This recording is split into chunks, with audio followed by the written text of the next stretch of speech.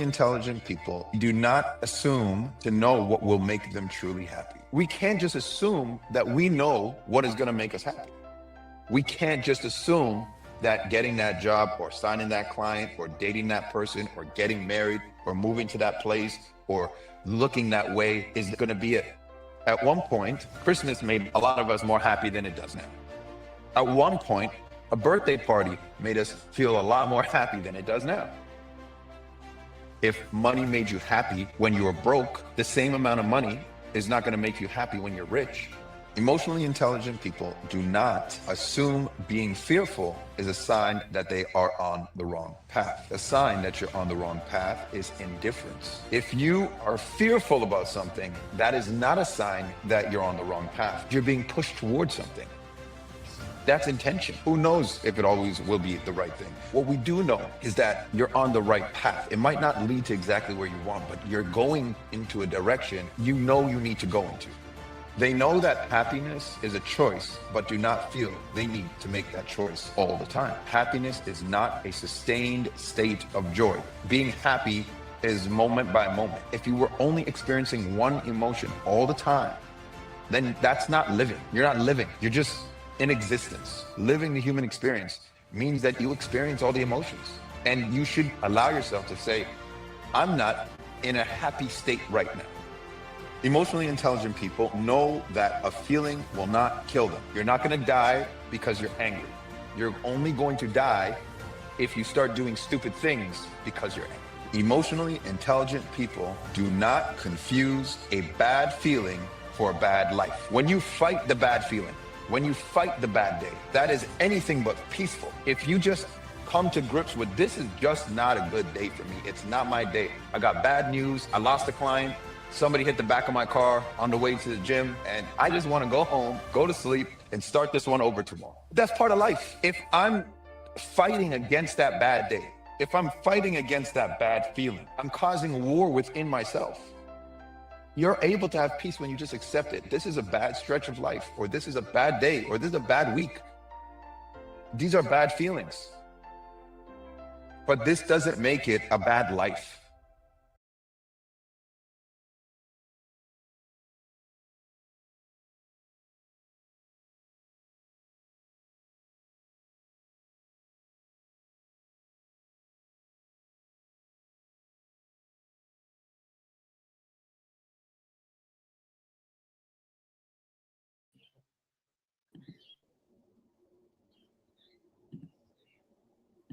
We are live. Live and alive. Live and alive. All you come in. All you come in. We're back. We're back. What's going on? How you guys doing? Shout out to Reels in My Head. Shout out to Codex, Win Column Crew. Chris, who else we have? Christina. Shout out to Christina. Shout out to everybody on here. See, I'm grabbing my coffee. Can you please just update us on what's going on? How you doing? Yeah. So things are getting a little bit better. People are just trying to pick up where they left off. My parents, they've been making arrangements to make repairs on the few of the stuff. On the roof, we managed to put a tarp over it, and we've managed to get like this old fence to block out the part of the walls that were torn out. And we've taken up a few zincs that were zinc sheets that were blown all over the place, and we've kind of patched up the bakery as well. um, yeah, and then every day now we kind of get like these helicopters coming in, and they would drop off stuff in the community. um, one of the pilots, they were saying that there are some communities that there are people walking around naked is because they lost so much. I guess it affected them mentally. And so I guess there's a lot of that happening as well. But yeah, Well, there's some people, what I was going to say is there's some people on here that don't know what you're talking about. So you might want to explain what you're talking about. Oh, regarding the naked stuff. No. What are you talking about? Like, what are you talking about on a whole? Oh, sorry. I don't know why I assumed. Yeah, so for those of you guys who are filing in who don't know, um Jamaica was struck by one of the strongest hurricane. It's a very experienced hurricane, Melissa, completely devastated the western region of Jamaica, which was on the side that I'm on, which is a side for those of you who know where Negril is, Montego Bay, those sides. Um, some parts of Montego Bay, just only being the second largest city in Jamaica, only just got electricity yesterday. Um, so yeah, um, but I was just filling you guys in on like the updates on what's going on. If you guys haven't seen the video that we made, where it talked about the difference, the what was going on more, and just fresh out of the hurricane, you guys should go and watch that. It's our most recent video aside from this one. So yeah. So you're saying that people were mentally ill or something like that? Yeah. So I spoke to one of the helicopter pilots, and he was saying that he has been to some areas, neighboring communities, but they're still, kind of like spread out because I live in the rural area, so there's a whole bunch of land. And he was saying that he saw people there walking around naked because, they don't have anywhere to live. Some of them don't even have clothes, and I guess some of them took it really hard. You losing everything that you've worked for and stuff like that, then it affects you mentally. So there's also part of the reason. That's also part of the reason. And then we were getting help from this what is it, this thing called World Central Kitchen. They've been going into a lot of communities, and they've been bringing like cooked food for people and stuff like that. And I've been helping them as well. My mom has been working with them closely, so whenever she needs an extra hand, we'd go into other communities. Today we're supposed to be doing our community again. um what they've been, the World Central Kitchen, they get certain areas. So Seaford Town, they've only been supposed to be coming to Seaford Town, well, those specific group of people. But they my mom has been trying to get them to go to other communities that are worse off. So she's been like carrying them to other communities, and trying to help out some other communities as well. So I've been assisting her with that and helping them share out the food and handing out some stuff. um for I want to thank everybody, including Christina. Thank you so much for contributing to the GoFundMe link that we had put up for the last video. With the last video, thank you guys so much for that help. It's been we it's been it's greatly appreciated. It's part of the reason why I'm able to join you guys on the conversations with Jay morning Club AM live again. So thank you guys so much. It's been a big help. Absolutely. Well, we're glad that things are back. And can you explain, just because you guys still don't have power, right? So can you explain like how you're able to log in? Because I know that power and phone lines haven't been restored, and it's been like 2 weeks of no power for most people, right? Yeah, so ever since the hurricane struck, then the power was out. It was probably even out, I think, a day before. Yeah, because they didn't want lines to be up while things started tearing down. But excuse me. Yeah, my dad managed to get some of the solar panels that weren't too badly damaged, and there were a few that were still on the roof. So he connected up connected the system, and then he called one of my cousins who were more familiar with solar panels, and they checked the system, and they're like, all right, we have enough to kind of get some to run certain parts of the house. So we don't have everything connected to it because it's not enough to connect to the to have everything up and running in the house. So we just have like the refrigerator, a few lights, and the yeah, and some outlets, but that's just it. So right now, that's how I'm able to have electricity right now because of the solar panels. Gotcha. And then the Starlink, which is the internet. Yeah, we'll talk more about this on Thursday. I do want to share before we run out of time. I do want to share because I was reading 12 Rules for Life this morning. It'll be very quick.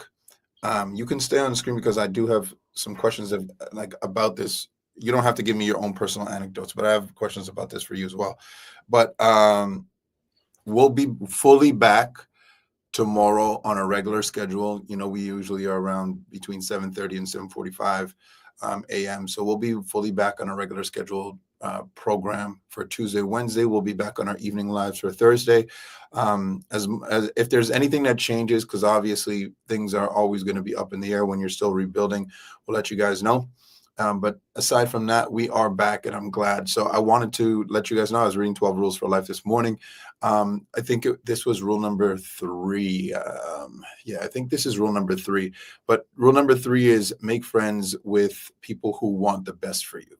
Make friends with people who want the best for you. This is a very important way he worded it because, well, let me ask you, have you heard somebody word it like that? Make friends with people who want the best for you? Make friends with people. Well, maybe. Like, how do you usually hear people word like, you know, the friends that you hang out with or something like that? How do you hear people word it? I guess surround yourself with people surround yourself with people who wants you to succeed. That's what I always hear. Oh, okay. I haven't really heard that. Usually I heard with make friends with people who are good for you, or make sure they're good people around you. I don't really hear it worded where it's like we're people who want the best for you.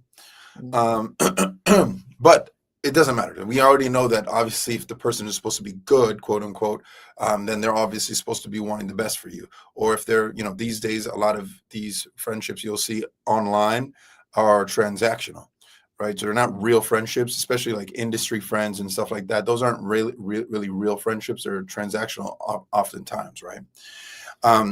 When he says wants the best for you, that person would then have to know and understand you enough to know what the best is for you, right? And so that also implies a level of intimacy in that friendship that is probably beyond an industry friend or a surface level friend or a transactional friend, right?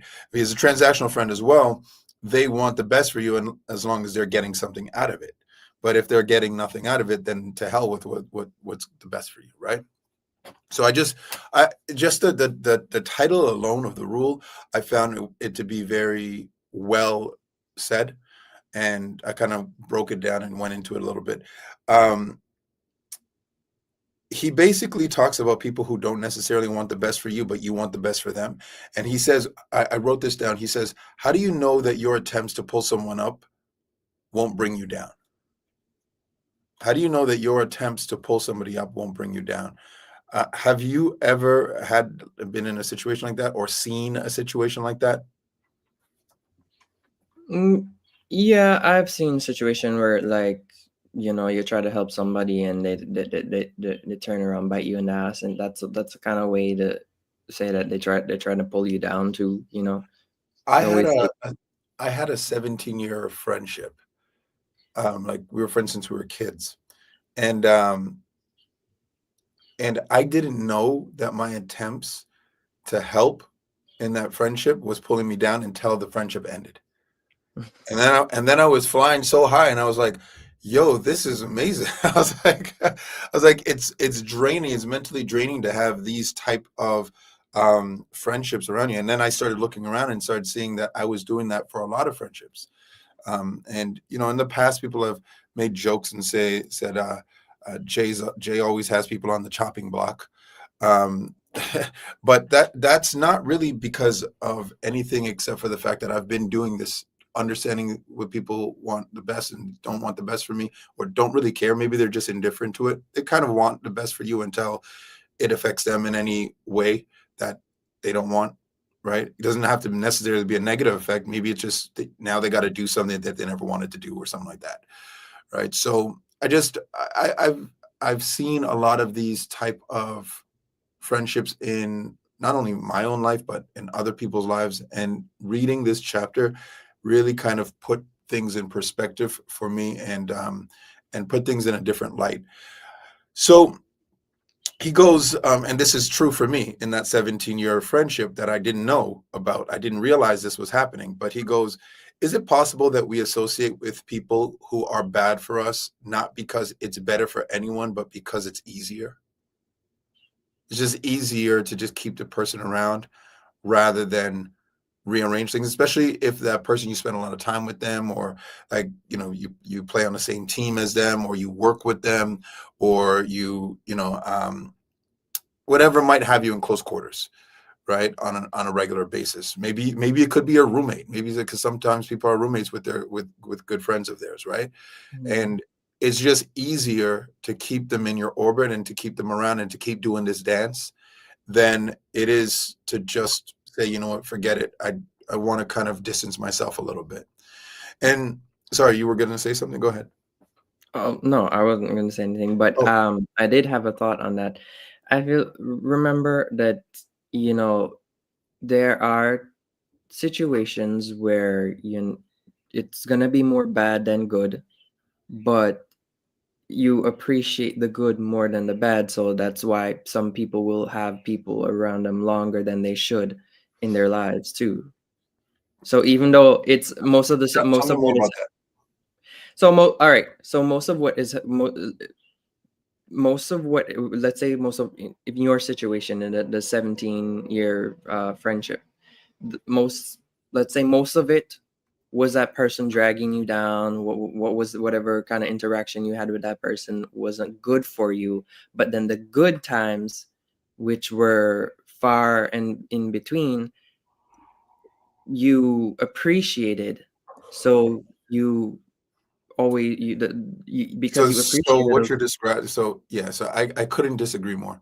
And the reason why is because there is no good time good enough to outweigh an overwhelming negative impact. So what you're describing is a person's relationship with like drugs or alcohol, where like, yeah, it's messing up my body. It's preventing me from getting to where what my goals are, reaching my goals. It's destroying the relationships that I have with other people. It's taking my money. It's it's destroying my mental health. It's it's screwing with my dopamine. All of these things, but the high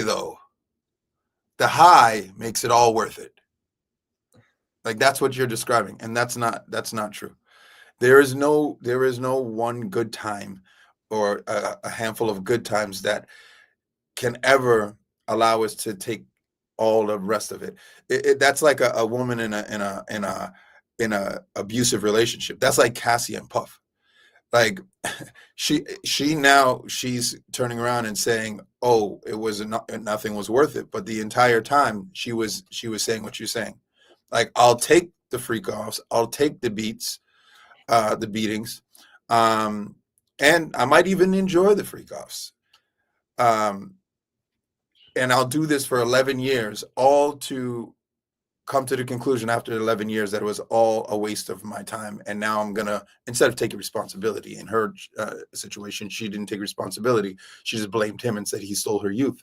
But you gave your youth up. And if you didn't give it up to Puff, you would have given it up to somebody else because that's just the type of person that you were. And so it's never, hey, this is going to be, anytime there is an instance in which you can justify that moment because of the overall effect, it's usually a bad time. For example, the gym. It's like a 20 or 30 minutes or 1 hour, let's say, of just bad times, but then the results are good after. It's usually not in the reverse where it's an hour of good times and then the results are good after. It's an hour of good times and then the ripple effect is bad. But you could go for the hour of bad time and then the ripple effect is good. Does that make sense? Yeah, I think so. Yeah, because I'm pretty sure that Cassie was doing that in that relationship. Yeah, I know. But when we're high, we're high. Our highs are highs and our lows are lows. That's what Mia kept saying. The highs were high and the lows were lows.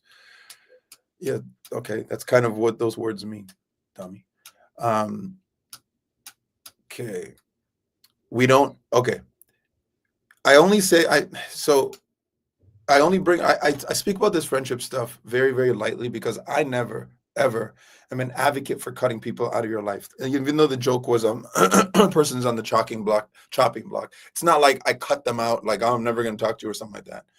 I'm always an advocate for saying, you want to make sure that you keep people in your life that want the best for you, even if they're not the best people. Right? I have a lot of people in my life that they wouldn't, let's just say it this way. I wouldn't do the things that they do in their lives. Right? I just wouldn't. And they say like you're an average of the 5 closest people to you or whatever. Yeah, that's not true. Because if that was true, then I would be a lot different. I know that a lot of people that are close to me don't rub off on me, and I know a lot of people that I'm close to, I don't rub off on them. I can tell you that. So my point is, I don't think that that's necessarily true. It might be true for some, but it's not true for me, and it's not universally true. However, I know those people want the best for me, even though they don't always do the best things within their own lives. And so another reason why I like the way he worded it is because these might be just people that are living a totally different lifestyle than you would live, but it doesn't mean that you say, oh, I'm going to cut you off. Right. So I'm never an advocate for cutting people off that love you and want the best for you. And he also makes the disclaimer here. I only say that to say he also makes the disclaimer saying we don't abandon people in real need to pursue our own blind ambitions.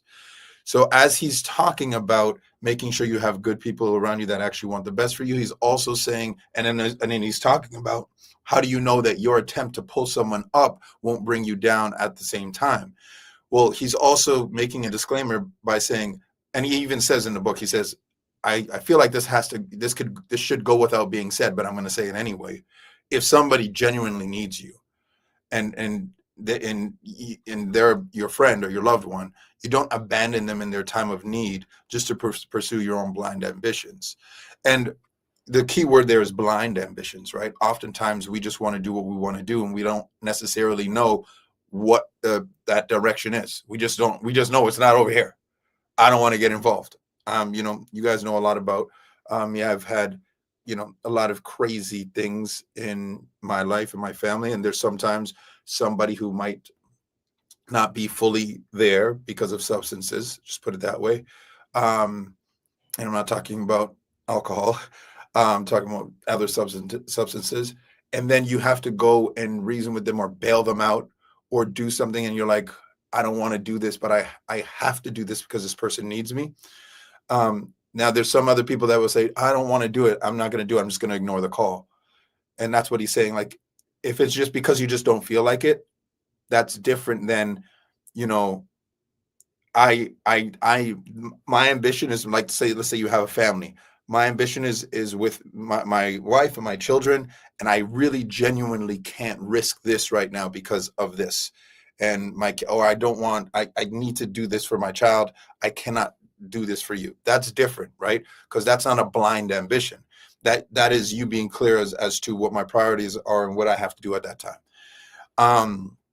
However, there are other instances in which it's just like you just don't want to do it, so you just ignore the call. So I get what he's saying there. He goes, if you have a friendship, if you have a friend whose friendship you wouldn't recommend to your brother or your sister or your son, why would you have it yourself? You want to answer that question? It's a one-word answer. We all know it. One word answer? Oh shoot. I don't know. Well, let me just ask you. If you have a friendship that you wouldn't recommend to your brother, your sister, or you don't have a son, your mother, your father, why would you have it yourself? Love. That's the other L word, loyalty. Yeah. He goes, loyalty, and then he goes, well, loyalty is not identical to stupidity. Loyalty is not identical to stupidity. He says loyalty is negotiated fairly and honestly. And I think that's one of the things that I needed to hear, because you've heard me say in the past, like, I'm loyal to a flaw sometimes, or I'm loyal to loyal to a flaw or to a whatever. I'm overly loyal sometimes. But what he said is very true. Loyalty is to be negotiated honestly and fairly. Honestly and fairly. So next time that you feel like you're just around this person, or you're friends with this person because you're just a loyal friend, it has to be honest and it has to be fair. He follows that up by saying, you are not more obliged to support someone who, you are not morally obliged to support someone who is making the world a worse place. Like, loyalty usually comes from morals and values, right? But you're not morally obliged to support somebody that's making the world a better place. All right. He says we should choose people. It's quite the opposite, as a matter of fact, and therefore we should choose people who want to be better. That person that we're choosing, they also want to be better.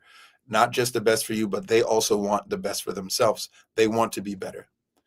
And he says it's not a selfish thing to choose people who are good for you at all. It's appropriate to surround yourself with people whose lives would be improved if they saw your life improve. So as your life is getting better, their life is also getting better because your life is getting better. Therefore, they want your life to get better, not only because of their love and adoration for you, but also because of the fact that it's bringing them up as well. Right? It's the hey, I really want my friend to make the NBA because if he wins, we all win. Right? It's like we all made the NBA. I remember when our first friend got drafted to the NBA. We all felt like we all got drafted to the NBA because we all grew up playing together, and we all were like excited, even though none of us were actually playing in the NBA. We all felt like we made it. We made it, and it's a group feeling because you feel that your life is better now as well, right? Because you're gonna obviously get benefits from that. I got lots of benefits from my friends going to the NBA. Mainly free tickets, but Yeah, that's a normal perk. All right, almost wrapping up here because I actually have a meeting that I'm already 12 minutes late for. He also says, the last few things I'm going to get to, he also says those type of people, the same ones that we should surround ourselves with that want the best for us, they also don't tolerate our cynicism or destructive behavior because we all demonstrate both of those, right? He says, so they actually scold us appropriately when necessary. They're not afraid to tell us because they want what's best for us, and they're not afraid to do the hard thing because they are prioritizing what's best for us. So they're not afraid to tell us, hey, you lie a lot. Right? Like, I saw that the other day. My friend sent me a video, and it was a woman saying she learned so much about herself when she got into a serious relationship. And she said it was because she felt like she was healed and she was, exactly there where she was supposed to be. But all of her friends were yes women. And none of them told her, hey, you know what? You kind of go overboard with this, or you're a little bit too this, or, she said, for example, you lie a lot. She said none of them said any of that. And worse off, she was one of the more successful leaders in the group of friends that she was with. So also people didn't want to really tell her anything because they felt like they couldn't. And she said it was a wake-up call when she began in that serious relationship because the guy she was with had no problem pointing those things out. But she realized her friends never pointed them out. They were always just like validating her in every single way. The thing is, if you want the best for somebody, you will call them out on their cynicism. You will call them out on their destructive behavior. And you will also scold them in the book. In the book, he literally uses the word punish them. I wrote scold because who am I to punish anybody? But I get what he's saying. It is an appropriate word. It's just that word is usually used when it's a subordinate or a child or something like that, not somebody who's your equal. Or in equal dynamic, I should say. So he said, and then he says, and they encourage you when you do good for others. Okay. They encourage you when you do good for others. Right. He goes, well, this is what I wrote. I said, choose your heart. He talks about how it's hard to remove people from your friend circle that do not want the best for you.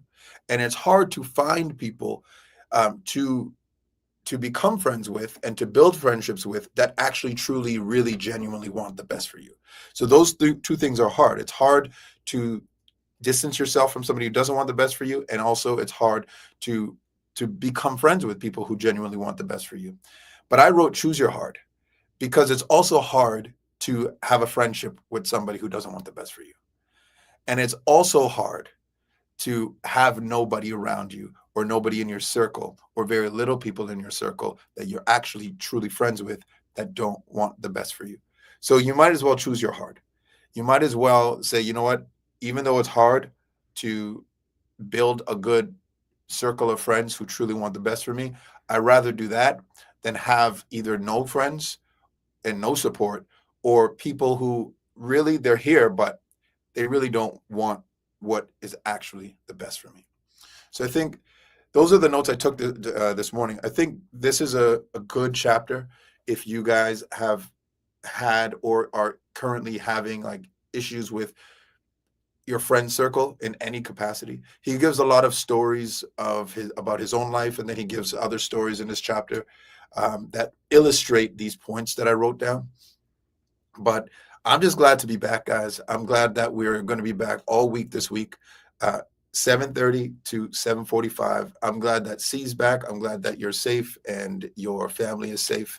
And again, guys, we will be back tomorrow, 7:30 to 7:45. And we'll also be back on Thursday evenings for our Thursday evening lives. I have a lot to talk about. And we are adding a few segments into our Thursday evening lives. So we're going to be able to kind of like have a predictable show on Thursdays for you guys to tune into. All right. So, see, any last words? Yeah,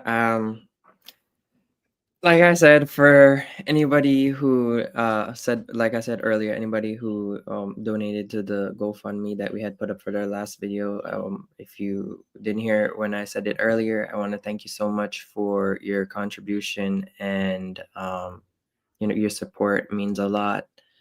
I really appreciate it, and my family also really appreciate it as well. Absolutely.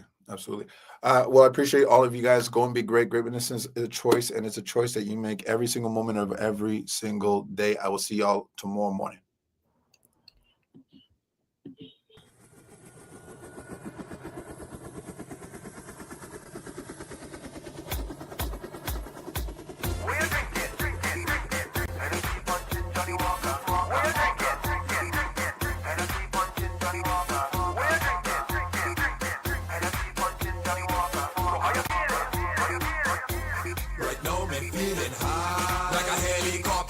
Your rags in the air like a chopper. Hennessy punching Johnny Walker. Somebody tell the police they just can't stop us. a chopper. Hennessy punching Johnny Walker. Somebody tell the police they just can't stop us. Oh, when me choppers them, oh, when me choppers them, oh, when me choppers them, oh, when me choppers them. Rats me, flash me, rats me, flash me, rats me, flash me, rats. Yo, spin your rods in the air like a chopper. Wave your rods like a helicopter. Spin out your rods in the air like a chopper. Round and round like a helicopter. Spin your rods in the air like a chopper. Wave your rods like a helicopter. Spin your rods in the air like a chopper. High, choppers fly, helicopters. We drunk cause we drink like a fish in the water. So high is like the world spinning faster. Dripping with sweat but it don't really matter. The music making me ball out. We see ladies and we call out. Them girls and them whining all out. Look a fight in the back, them brawl out. What? Me no business about that. Girls on me mind so me thinking about that. Woman in the place so me hunting for that. Bumpers in me face so me on the attack. Just give me Henny, yo, give me Stag. Racial thing, white oak, Johnny Black.